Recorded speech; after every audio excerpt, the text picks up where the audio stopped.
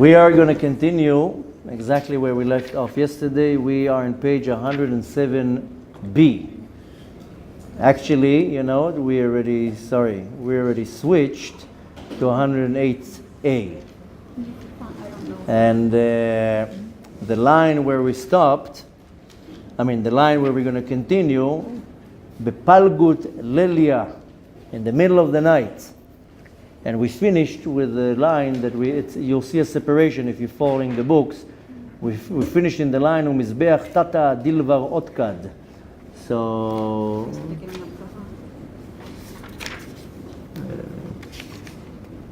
here. So again, we're literally on the border between 107b to 108a. We were talking about the korban, the sacrifice is called olah, that has to be burnt all night. Al hamogda has to be on the fire the entire night. We were explaining that happens here two actions. The fire is constantly burning, but simultaneously it's also consuming. So we were trying to find the word yesterday and we couldn't. But nevertheless, here happens a very interesting thing, that the fire keeps burning all the time, but simultaneously it's also burning the korban. We summarized it by explaining that there are three klipot, that they get aroused in the middle of the night. One klipa is called chamor, a donkey. One klipa is called aton, a mule. And one klipa is called kelev, a dog. Only the chamor comes down to the world, and the aton and the kelev, the mule and the dog, they don't come down to the world unless some person in this world will do some type of act of impurity to arouse them and to actually bring them into the world, to arouse powers of impurity, like Bilam used to do and many other sorcerers, that they would be able to reach to a power of tum'ah, of impurity, to be able to do kshafim, magic in this world. And then what happens is, then the Mizbeach HaChitzon, the external altar, which we said it's a manifestation of the Sfirah of Malchut, so it burns the chitzonim all night. My analogy was, it was those blue lights that the flies and the mosquitoes, they go close to it and zzz. So the Mizbeach used to attract these powers of impurity, what is called a klipa, and right away barbecue it. So now maybe this will make us understand how important to have a Bet HaMikdash. We don't have a Bet HaMikdash, so there's full of klipot in this world, and there's no way to burn them or to annihilate them. This is very quickly what we said yesterday. We don't have much time, so we'll go straight to the text. Bezrat Hashem, we'll try to finish the Ma'amar today. So we're starting in the line where it says, Bepalgut Lelia, in the middle of the night, Itar Ruach Tzafon, wakes up the northern wind. What is this northern wind? Husod Hitorerut Shel Chamesh Gvurot. We explained many times that there are five, the Gvura will get split into five powers, Chamesh Gvurot, and there are five Chasadim. Now I don't want to totally sidetrack, but I explained one of the many reasons why we do Kiddush on Shabbat is that we hold the hand upside down. And the wine corresponds to the Gvura. It's red. But the hand with the fingers up, that's how you hold. You don't want to hold the cup like that. Some people hold the cup like this. It's not correct. The Zohar says you have to hold it like that, because you're pointing the five fingers up. This corresponding to the five chasadim. And I'm able to sweeten the dinim on Erev Shabbat. Sweeten the judgments. So I hold my hand up like that, and I take the wine in my hand. And many people, what they do, especially the ones who have a little bit of taste of Kabbalah, they will mix it with a little bit of water. Some people put the water before the wine. Some people will, in the middle of the Kiddush, will pour the water in. Either way, we're not going to now touch on that. But the point is that we know that in the world above, when the Gvura, the din comes down, it will split into five channels, five powers. It's called Chamesh Gvurot, five Gvurot. And corresponding to it will be five Chasadim. So it says in the middle of the night, this northern wind wakes up. This is the secret behind the five Gvurot. Hamit-orerot lehamshich lemalchut. Now they're awakening to pull down a shefa into the Sfirah of Malchut. Why? In order, so the Malchut should have power to overcome the klipot. Umeahu mizbach tata. And from that mizbeach, from that lower level altar, Nafik shalhova de esha. That this is the secret, this mizbeach. I told you it's the manifestation of the Malchut. What does it do? Comes out of it a flame of fire. That this is the secret behind the five gvurot, the five judgments, שביסודה, in the yesod of Malchut, שעולות בסוד מים נוקבין, they go up, I explained yesterday what's מים נוקבין, an energy that goes from the world below to the world above, and they go from the world below to the world above, specifically to the sphirot that is called Zeir Anpin, and then what happens? ותרעין התפתחו, and then the gates of the chambers, which I told you yesterday, they were closed at night, the gates of the chambers of Rachamim, of mercy, they open. ודינין תתאין התכנסו בנוקביהו, and that's how all the dinim from the world above of the klipot, they gather together, and then what happens is they get, so to say, sucked into this place called Tehom Rabbah, a pit, and that's where they get captured. וההוא שלהובה, and this flame that comes up from the world below, azil ושת. It goes and it, so to say, wanders on the world above. And this is the 5 gvurot of the Yesod of Malchut. In the Sphira of Malchut, the Sphira of Yesod, inside of it, Sfirat HaYesod, then these 5 gvurot, that's where it comes from. Ha'olot besod mayim mukbin, the gvura comes up from the energy coming from below to above.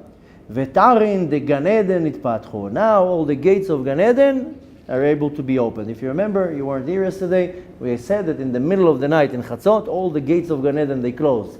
Why? Because they don't want anything negative coming in. They're closing the gates. But now after this happens, the gates can open.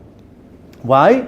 כדי שיבוא דודי לגנו, that our Kadosh Baruch Hu can come to his garden. We know that the Kadosh Baruch Hu walks into Gan Eden, and all the tzaddikim, they get to see the Kadosh Baruch Hu just walks in through the garden, and this is not a physical garden, this is just, of course, a parable, but nevertheless, that way the Kadosh Baruch Hu can come into Gan Eden. Why? להשתעשע בנשמות הצדיקים, to encounter and to have fun with all the souls of the tzaddikim. ואז השיחוד יעקב ולאה. That's when we explained yesterday about the unity between Yaakov and Leah, that's when it happens. עד דמטה ההוא שלהובה, till this flame, the flame is the secret of the gvurot that come up from the world below, מגעת למלאך גבריאל, now this flame comes up to Malach Gavriel.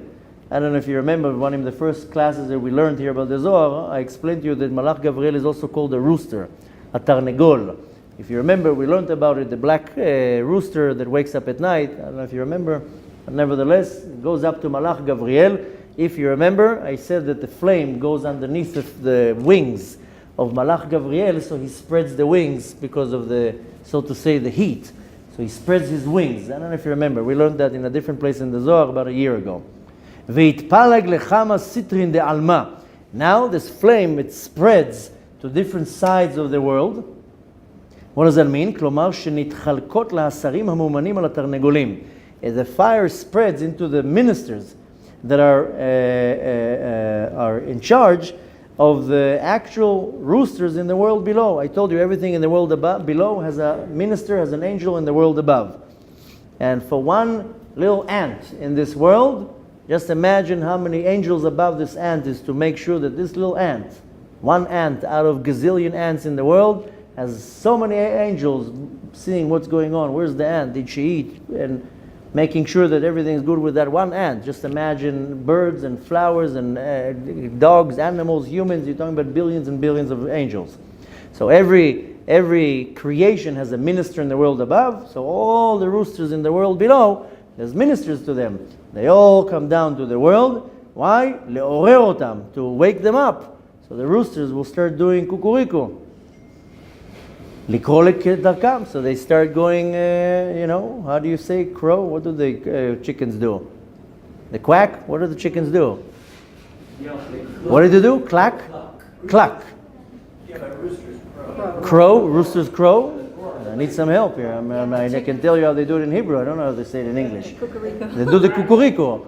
So, but nevertheless, in Hebrew it says, Tarnegol kore. He crows, right? A rooster. Why? כדי לעורר ולהקיץ את בני אדם משנתם. To wake up the humans from their sleep. If you're following, now we're switching from page 107 to 108. ועל תחות גדפו את תרנגולה וקרי. Now comes down the fire under the wings of the tarnegol, of the rooster, and he calls out. Now what happens? Keden kuchabrichu. Ishtakach ben tzadikaya. Then the Kadosh Baruch Hu is amongst all the tzaddikim. He's in Gan Eden right now. It's the time. You know, there's a midrash says, what Hashem does all day long? What, he plays Fortnite? What does he play there? What does he do there? Like Kadosh Baruch Hu. The whole midrash saying exactly what he does, what hour, when, how, who, when he learns, when he teaches, when he does zivugim, when he judges. Nevertheless, now is the time to be in Gan Eden. Knesset Israel, the nation of Israel, משבחת ללקוט שבריחו עד דעתי צפרא. And Knesset Israel, which is the secret behind the Malchut, is praising Hashem till the morning comes. That's why we try to pray early in the morning. כיוון דעתי צפרא ישתכחו משתעיין ברז אחדה, since the morning comes and the numbers are all together in one place, what's called Yesod Echad. And this is the Sod, the secret, what our sages say in the Tractate of Brachot. Mishmara Shlishit, Isha Mesaperet im Bala. I told you yesterday there are three shifts. So the third one, it says that a woman is with her husband. What does that mean? Sod Yechud Yaakov Leah. Sheesh be'ayelet hashachar, the unity between Yaakov and Leah that happens at dawn. Ve'it la naicha be'ba'ala, and she has a lot of rest in ba'ala besod ha'yichud. Leah, she's resting with her husband. These are Kabbalistic terms. Now we're not going to stop to explain them too much. We want to get to the point at the end of the mamar and to explain it. And that's what it says. Al mokda la mizbeach kol halayla. That's what it says in the book of Vayikra. We learned that yesterday about the Torah Ta'olah. That all night, shekol halayla yokedet vesorefet bedineh shela. All night it's burning. The altar is burning the dinim. Till when? Ad haboker. Till the morning. Why the morning? First of all, it's talking about not morning at 10 o'clock in the morning, meaning ad chatzot, till the midnight. שהיא שולטת מצד הדינים החיצונים שבה. The altar, the Malchut, is able to control the dinim.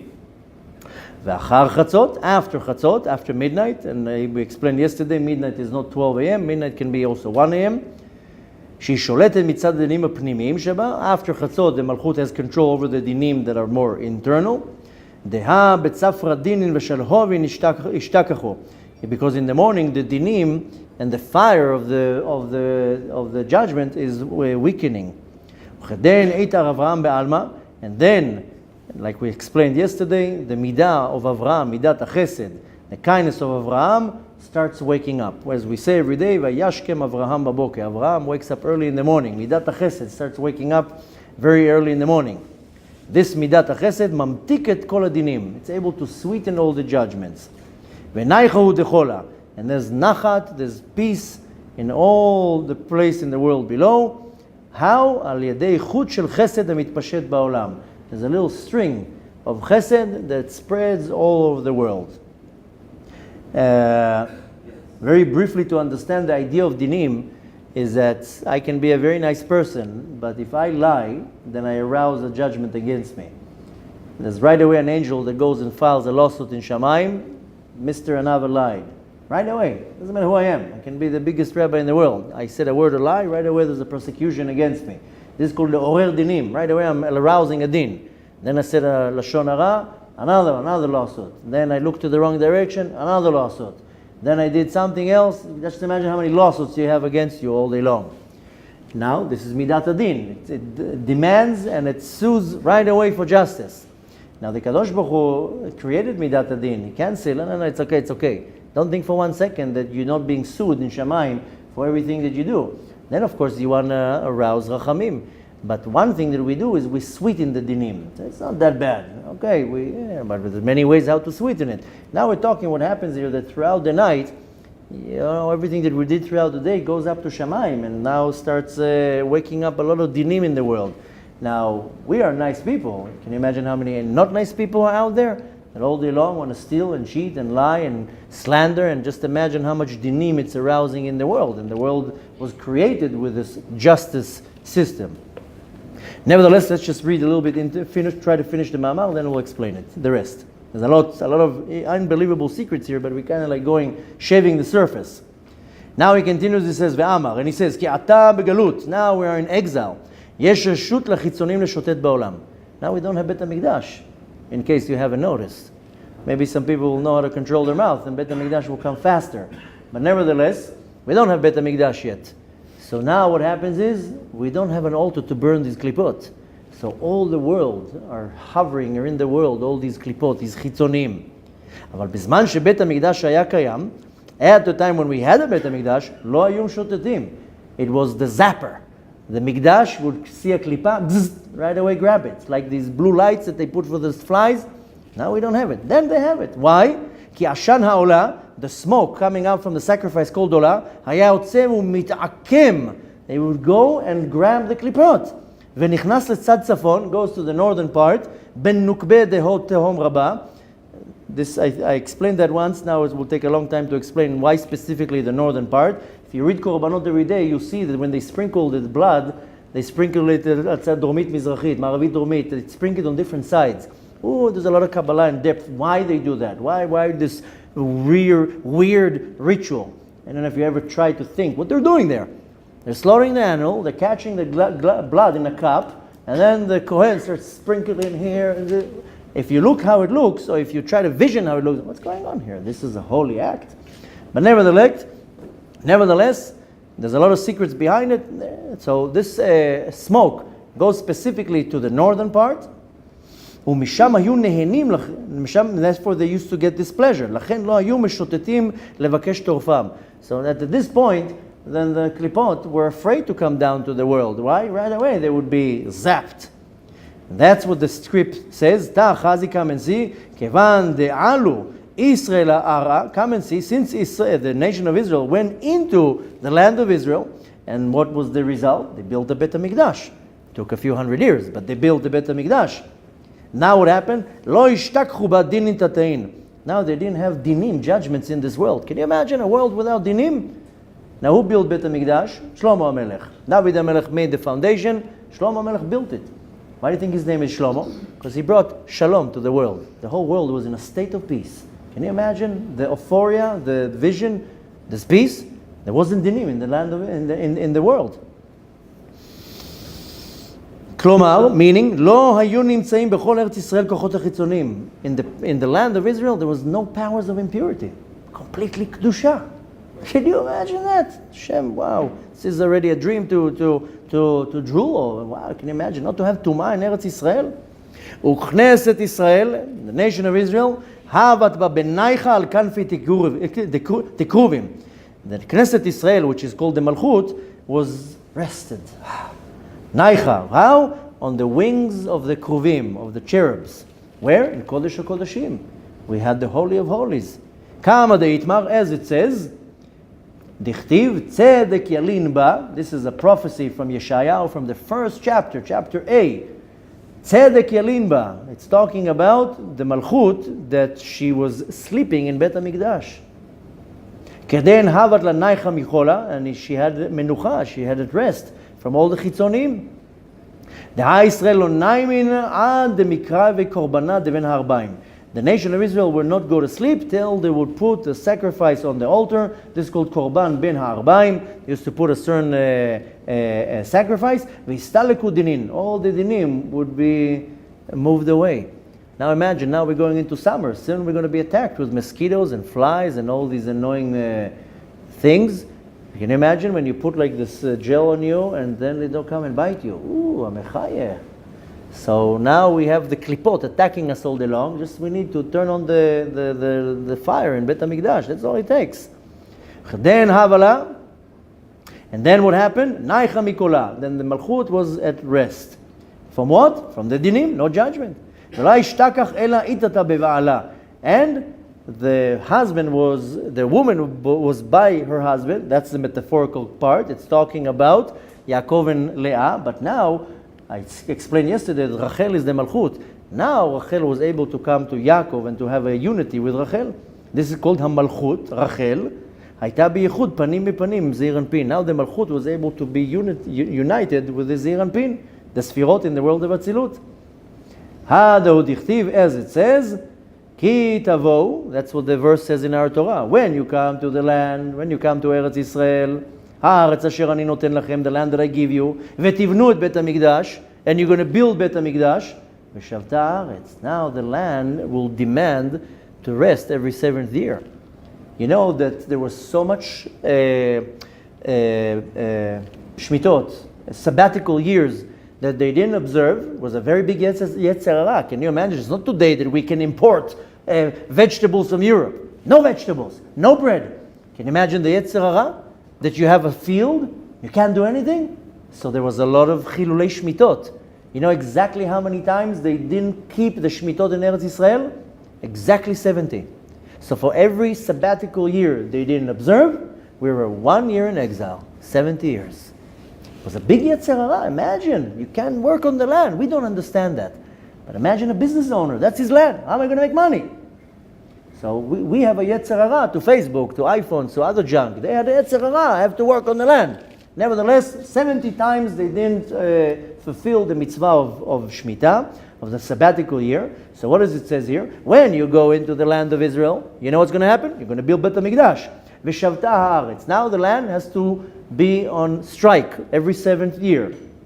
What does it mean? Hainu malchut. The malchut in the world above is called aretz. The malchut has to rest. That's why Shabbat malkata, Shabbat is the malchut, then Kadosh Baruch Hu rests. Kadosh Baruch Hu doesn't need to rest. The malchut is resting. Nai chavadai. Then it has a complete rest. And this is a yichud of Zeir Anpin. Yichud means a unity. Zeir Anpin is all the sfirot, Chesed, Gvura, Tiferet, Netzach, Hod, Yesod, in one place. There's a unity. Then what happens? V'shavta haaretz shavat l'Hashem. Now we're going to get this Shabbat, this dwelling of the Kadosh Baruch Hu in the world below. Right? What does it mean? Shabbat l'Hashem. This is the Shabbat of the Kadosh Baruch Hu. Gam bechol hayta biyichud shelem. Even the middle of the week was like a Shabbat. Everything was like a Shabbat.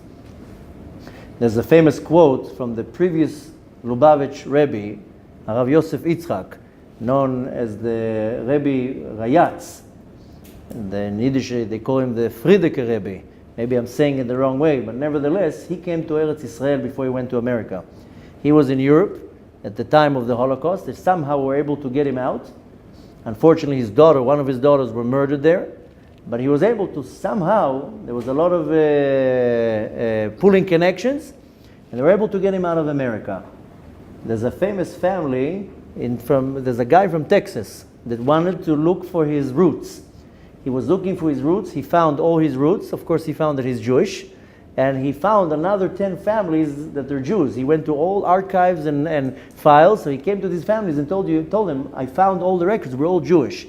Nevertheless, he found then all the paperwork they had to get this Rebbe, this tzaddik, out of Poland. They smuggled him, I think maybe through Italy, I don't remember all the details. Nevertheless, before coming to America, he came to Eretz Israel. He came to Tzfat, and he breathed deeply, and he says, Tzfat is Shabbat the whole week. Like Shabbat in Eretz Israel, it's Tzfat the whole week. And Shabbat in Tzfat, wow. That's what he said. So nevertheless, we are in a very holy place. And of course, so what was the conclusion of the verse? That when we go into the Eretz Israel, we build Bet HaMikdash, we're able to bring the Malchut to rest.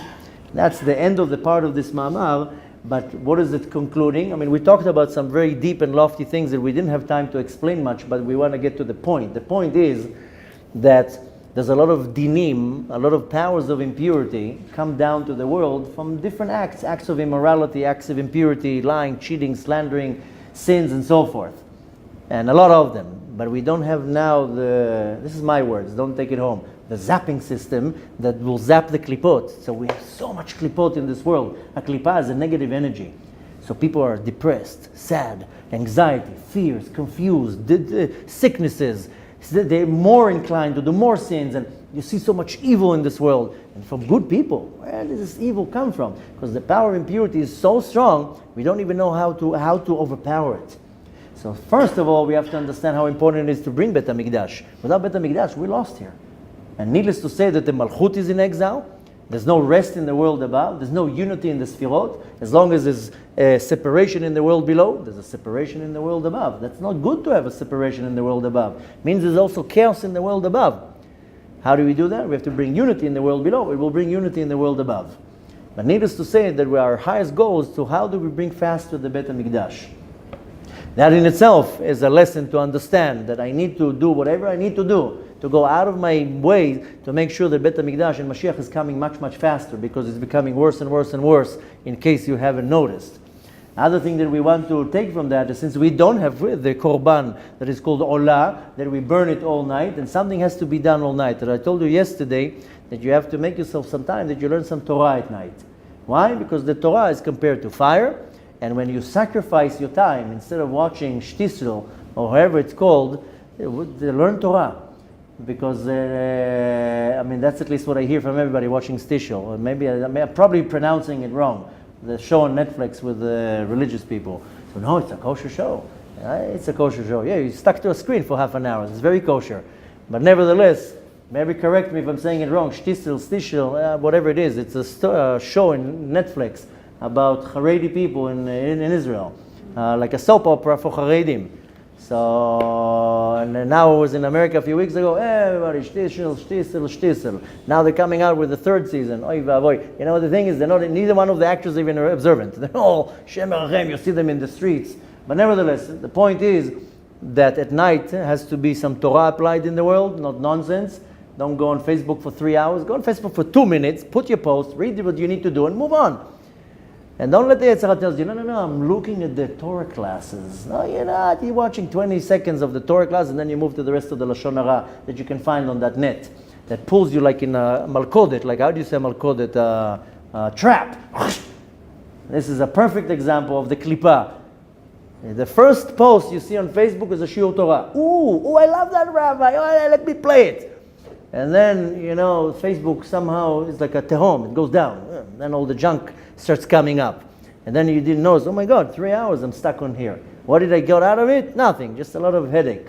So at night has to be fire, the fire of Torah.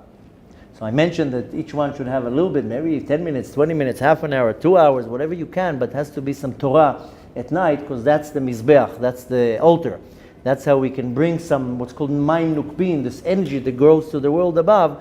And needless to say, that what we want to learn is mainly mystical part of the Torah, whatever you find is inspiring you, Zohar, Chassidut, Kabbalah, whatever it is. And I told you already, there are different places they establish yeshivot, they learn all day long, especially at night. Go now to Meron, you'll see people learning there around the clock, constantly, all night they're learning. Why? It has to be learning at night, because that's our guard. What do they learn? Specifically, they learn Zohar. So we want to make sure that first of all, I have to do whatever I can to hasten the redemption. And I don't need to be the chief rabbi of the world and start turning the world upside down. Sometimes it's just going like this. Did you hear about? You know what him? But you know what he said about you? Right? Sometimes that's what it takes. Just close your ear, close your mouth. So we have to do a lot to bring the redemption faster, because the way it looks, it doesn't look like it's coming in a nice way. It looks like it's going to come like a spiritual tsunami that's going to turn the whole world upside down, and not many going to be able to hold strong in the storm. And many people are like, yeah. Well, that's the reality. So we got to make sure that the redemption is coming faster. Each person has to do their part. And sometimes it's a small part, but it echoes, it ripples. And needless to say, every person, big or small, should make time at night that they learn. I told you yesterday, even if you read the Zohar and you don't understand one word, just read 10 minutes. So you be, instead of 2 hours on Facebook, be 1 hour and 50 minutes, and 10 minutes read something. Do something for the universe, because our words are so powerful. Especially the words of the Holy Torah, that we're able to really make a huge change in the spiritual world. And needless to say that not only at night, throughout the day, everybody has to take on themselves to learn more Torah. And notice that people don't learn a lot of Torah. I see a lot of people making an effort, they're coming to a class, it's very good, but it has to be much, much more. When I'm going individually to every person that I talk to, I see that every person can add at least another half an hour Torah a day, and at least another hour. And you're doing it not only for your soul, you're doing it for the entire world. So we want to take things serious. It's not the time to rest. Like I told you in the class before, we're running out of time. If anybody is just, living their life like that, I'm sorry to tell you, you're living in some dream. It's imminent. B'ezrat Hashem should merit to bemet, to participate in bringing and hastening the redemption faster and learning Torah in a way what the Torah says, lehagdil Torah v'lehadir, to greaten the Torah and make it spread all around the world. Even if you don't know how to teach, but you can still learn and you can still participate and come to classes and share the Torah over. B'ezrat Hashem, we should merit to see him at the building of Bet HaMikdash HaShlishi, and as the Prophet says, V'et ruach hatuma avir min haaretz, the power of impurity will completely uproot from the world. And just imagine how we're going to wake up to this world of perfection with no impurity, suddenly no sadness, no diseases, no depression, no headaches, no worries, no anger, no anxiety. Can you imagine such a world? What are we doing today? Let's go and learn. 8 o'clock, Moshe Rabbeinu is giving a class. No, but I also heard that 8:30, the Arizal is giving class on the other side of town. Yeah, but 9, Rabbi Shimon is also teaching. Now am I going to get so much? Don't worry, everything is broadcast. It's going to be downloaded to us. But we gotta get our act together. We gotta apply that in this world, and B'ezrat Hashem we should merit to see it with our own physical eyes very, very soon. רבי חנניה בן הקשיא אומר, רצה הקדוש ברוך הוא לזכות את ישראל, לפיכך הרבה להם תורה ומצוות, שנאמר אדוני חפץ למען צדקו יגדיל תורה ויאדיר.